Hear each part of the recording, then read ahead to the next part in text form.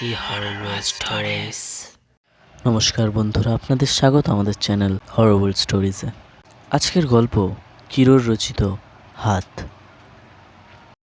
Count Luis Hamoon তার ছদ্মনামে বেশ পরিচিত, আর সেই ছদ্মনামটি হলো কিরো। গ্রিক ভাষায় কিরো শব্দটির অর্থ হাত। কাউন্ট লুই ছিলেন বিখ্যাত হস্তরেখাবিদ, কিন্তু কিরো কেবল হাত দেখার বই লেখেননি, তিনি কতগুলো ভৌতিক কাহিনীও লিখেছেন। পৃথিবীর বিভিন্ন দেশে ভ্রমণে তিনি নানা বিচিত্র অভিজ্ঞতা লাভ করেছিলেন। অলৌকিক এবং অতিপ্রাকৃতিক অনেক ব্যাপারে মুখোমুখিও হতে হয়েছে তাকে। তার এই অভিজ্ঞতা প্রসূত কাহিনীগুলি সত্যভূতের গল্প নামক এক সংকলনে প্রকাশিত হয়। সেই সংকলন থেকেই একটা ছোট্ট কাহিনী চয়ন করে এখানে পরিবেশন করা হয়েছে। প্রাচীন মিশরের ধর্মতত্ত্ব সম্বন্ধে কিরোর মনে ছিল দারুণ কৌতূহল। কেবল পুঁথি পড়ে কৌতূহল মিটল না, প্রাচীন মিশরকে আরও ভালো করে জানবার জন্য তিনি মিশরের পথে পাড়ি দিলেন। সোজা গিয়ে হাজির হলেন লুক্সারে। সেখানে কিছুদিন থাকবার পর স্থানীয় এক অভিজাত শেখের সঙ্গে কিরো সাহেবের খুব বন্ধুত্ব হলো। শেখ সাহেব তখন ম্যালেরিয়ায় ভুগতে ভুগতে মরণের দোরগোড়ায় এসে দাঁড়িয়েছিলেন। কিরো কুইনাইন ও অন্যান্য ওষুধপত্র দিয়ে তাকে সুস্থ করে তুললেন। কৃতজ্ঞ শেখ সাহেব কিরোকে দিলেন এক বিচিত্র উপহার। উপহারটি ছিল একখানা হাত, মমির হাত। এই উপহার পেয়ে কিরো সাহেব তো খুব খুশি, কিন্তু কার হাত ওখানা? বুড়ো শেখ এ প্রশ্নের কোনো উত্তর দিতে পারলেন না। কিরোর মনে জেগে উঠেছিল অদম্য কৌতূহল।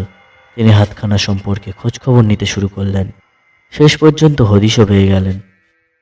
হাতখানা প্রাচীন মিশরের এক রাজকন্যার, কিন্তু রাজকন্যার হাতখানা দেহ থেকে বিচ্ছিন্ন করল কে?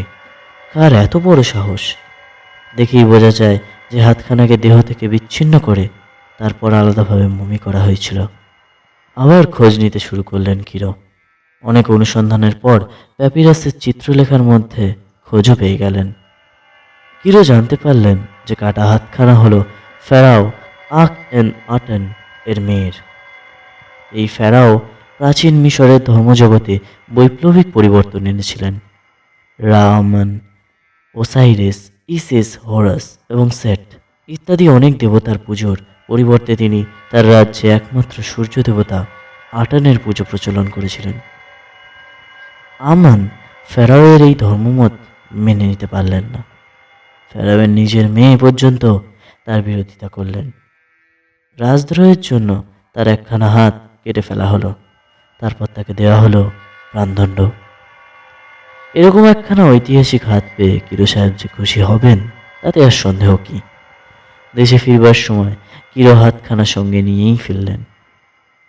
সেখানে রইল তার লন্ডনের বাড়িতে, নিজস্ব সংগ্রহশালায়। অনেক বছর কেটে গেল। একদিন সংগ্রহশালায় বসে কাজ করতে করতে একটা ব্যাপার দেখে কিরো চমকে গেলেন। দেখলেন শোকেসের মধ্যে রাখা মমির হাতখানায় যেন পরিবর্তন এসছে। হাতখানা ছিল কালো, পাথরের মতো শক্ত, কিন্তু অবিশ্বাস্য হলেও এটা সত্য যে এখন ওখানে যে হাতটা আছে তার মধ্যে জীবনের রং দেখা যাচ্ছে। ওখানে আর শক্ত নেই, কেমন নরম, কেমন পেলাও হয়ে উঠেছে যেন। হাতখানায় যেন প্রাণের সঞ্চার হয়েছে। স্তম্ভিত হয়ে গেলেন কিরো, কিন্তু দীর্ঘকাল তিনি অলৌকিক আর অতিপ্রাকৃতিক ব্যাপার নিয়ে গবেষণা করেছেন। হাতের ব্যাপারটা নিয়ে কিছু চিন্তা ভাবনা করবার পরই তিনি পরিবর্তনের সম্ভাব্য কারণটা অনুমান করতে পারলেন।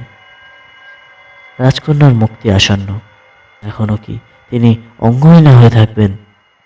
হিরো ঠিক করলেন রাজকন্যার কাটা হাত তিনি তাকে ফিরিয়ে দেবেন, কিন্তু কি করে? হ্যাঁ, তার উপায় আছে। তখন অক্টোবর মাসের শেষ দিক, সামনেই 31 অক্টোবর।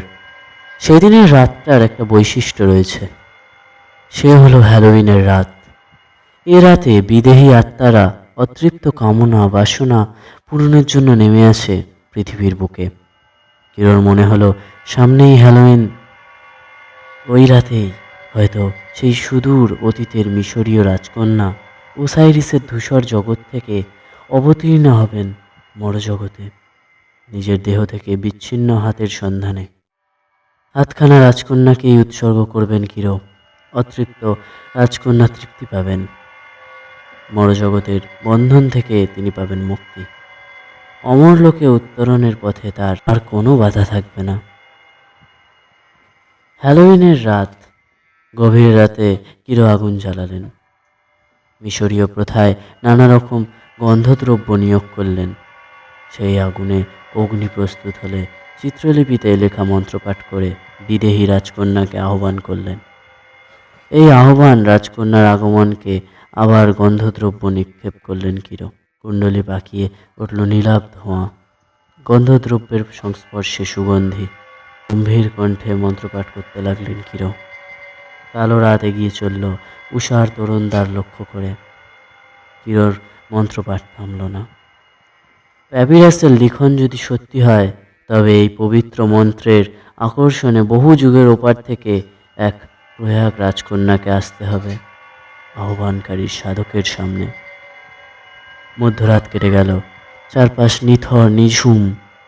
সুগন্ধি নীলাভ ধোঁয়ায় ঘরে সব কিছু অস্পষ্ট হয়ে গেছে। চেনা ঘরখানায় যেন কেমন অচেনা, কেমন যেন রহস্যময় হয়ে উঠেছে। অপার্থিব লোকের একটা টুকরো যেন ভেঙে পড়েছে ঘরখানার মধ্যে। কিরোর মন্ত্রপাঠ চলতে লাগলো। গম্ভীর কণ্ঠের সেই মন্ত্রপাঠ বুঝি অদৃশ্য ইথার সমুদ্রে জাগিয়ে তুলল কম্পন। মৃত্যু নদীর ওপারের ছায়ালোকের বিদেহী বাসিন্দারা বুঝি সেই কম্পনের সাহায্যেই রূপ ধারণ করবার প্রচেষ্টা করতে লাগলো। হঠাৎ এক অচিন লোকের অজানা সুরভিতে ভরে গেল সমস্ত ঘরখানা। আসছে, আসছে বহু যুগ আগের সেই কন্যা। এবার আসছেন কিরোর সামনে। মন্ত্রপাঠ সুরেলা হয়ে উঠল। দরজার সামনে দেখা দিল এক সুতনুকা নারী মূর্তি। কৈশোর পেরিয়ে সবে যৌবনের পথে পা দিয়েছে এই কন্যা। পরনে তার মূল্যবান মিশরীয় পরিচ্ছদ। শিরভূষণে মিশরের রাজবংশের প্রতীক উদ্যত ফণা সর্প। রাজকন্যার ডান হাতখানা নেই। তার চোখের দৃষ্টি বিষণ্ণ, কিন্তু সেই বিষণ্ণতার মাঝখানেও যেন একটু প্রত্যাশার আলো দেখা যাচ্ছে। কাটা হাতখানা অগ্নিকুণ্ডে নিক্ষেপ করলেন কিরো। রাজকন্যার মুখখানা উজ্জ্বল হয়ে উঠল। কিরো আবার উদ্যত কণ্ঠে মন্ত্রপাঠ করতে লাগলেন। মিশরীয় তন্ত্রের কথা যদি সত্যি হয়, তবে এই পদ্ধতিতেই বহু যুগের ওপারের মিশর কুমারী তার বিচ্ছিন্ন হাতখানা ফিরে পাবেন। অবাক কাণ্ড, হাতখানা পুড়ল না, ভেঙে গুঁড়ো গুঁড়ো হয়ে যেতে লাগলো। মন্ত্রশক্তির কাছে সর্বভুক অগ্নিদেবকেও হার মানতে হলো। কিছুক্ষণের মধ্যেই হাতখানা বালুকণার মতো কতকগুলো কণায় পরিণত হলো। রাজকন্যার মুখ আরও উজ্জ্বল হয়ে উঠল। ঠোঁটের কোণে চোখের দৃষ্টিতে ফুটে উঠল হাসি। এরপর কাটা হাতের সূক্ষ্ম কণাগুলো যেন হাওয়ায় ভর করে ছুটল রাজকন্যার দিকে।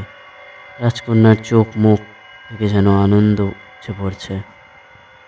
কণাগুলো জড়ো হতে লাগলো রাজকুমারীর বাহুমূলে। কিছুক্ষণের মধ্যেই জমাট বাঁধা কণাগুলো একটা নির্দিষ্ট আকার পেয়ে গেল। সে আকার হাতের মতো। বহু যুগ পরে রাজকন্যার কাটা হাত আবার জোড়া লাগলো। দীপ্ত রাজকন্যা কিছুক্ষণ কিরোর দিকে তাকিয়ে রইলেন। তার দৃষ্টিতে ফুটে উঠল কৃতজ্ঞতা। তারপর ধীরে ধীরে তার দেহ মিলিয়ে গেল। ঘরে ফিরে তাকালেন কিরো। যজ্ঞের আগুন নিভে গেছে।